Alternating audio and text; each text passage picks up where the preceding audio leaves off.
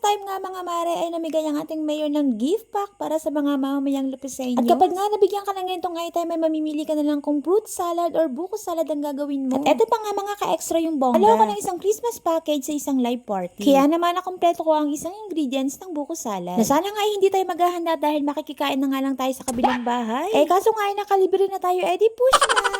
Pangalawang bili ko na nga mga mare ng Eden cheese kasi naman dito sa bahay parang merong nangangain talaga ng chocolate bar. Iba-iba nga mga ka-extra yung nabili nating brand dahil hindi nga ito nakaplano. At dahil nga tayo nakatira sa bukid kaya naman buko salad talaga yung ating gagawin. At ang swerte nga natin dahil meron tayong isang pinsan. Na isang request wala nga ikukuha tayo ng buko. Alam kong malalaki na kayo mga ka-extra kaya naman hindi ko na kayo tuturuan kung paano gumawa ng buko salad. Basta ang technique lang mga ka-extra kung gusto nyo tumagal ang inyong buko salad. Hugasan nyo muna ang inyong buko at i-drain itong mabuti. Dahil kung hindi mo ito gagawin ay aasim ka.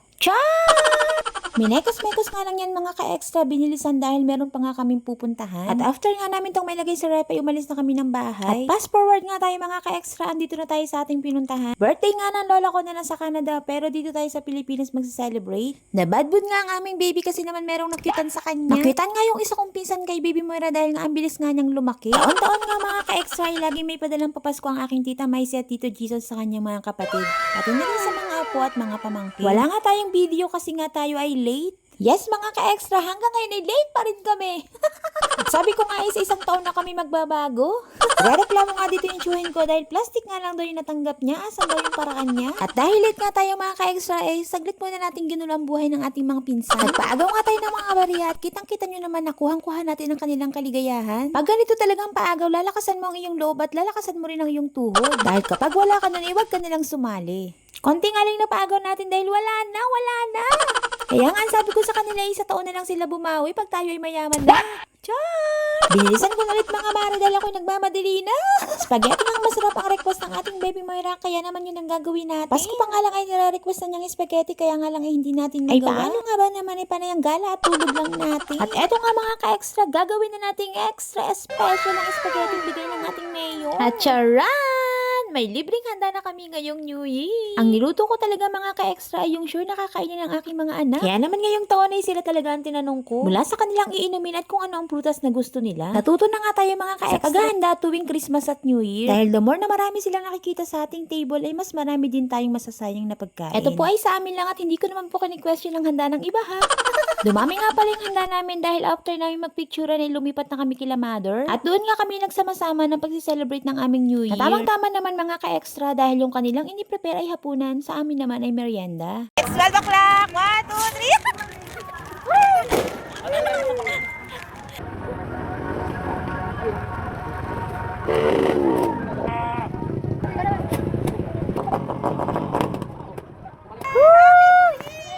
3! Layo. Layo. Oh.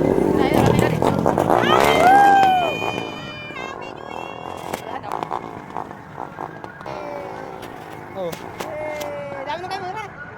Happy New Year! Ganda. Sobrang akap natin. Rally ka! After nga ka-extra ng aming pailaw, kumain lang kami at nag-proceed na nga kami sa aming mga palaro. New Year talaga namin ginagawa to dahil mas madalas ay kompleto kami dito. Or kung hindi man kami makompleto, pwedeng isa o dalawa lang ang wala. Yung hipag ko nga at yung kapatid kong bunsong lalaki ang wala ngayon. Simple lang talaga kami sumalubong ng bagong taon. Pero kagulo talaga at puro halakak lang ang maririnig nyo taon-taon. Wait, ipaparinig ko sa inyo. Ganito, sobrang tahimik.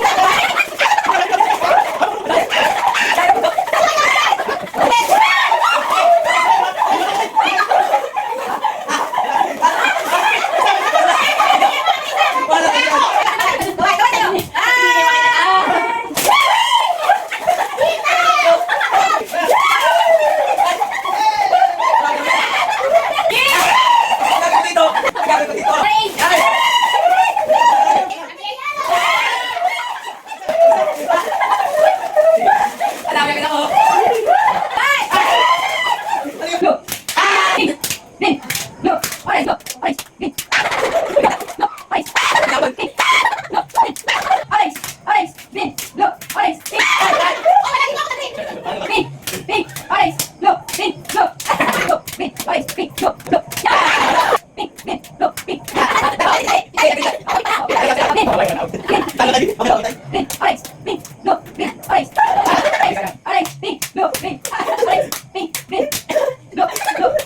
Ping! No! Ping! Katay ka tutoy! Bato, bato, pik! Bato, bato, pik! Bato, bato, pik!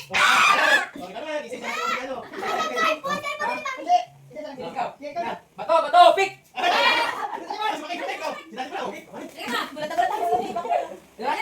Bato, bato, pick! Ay!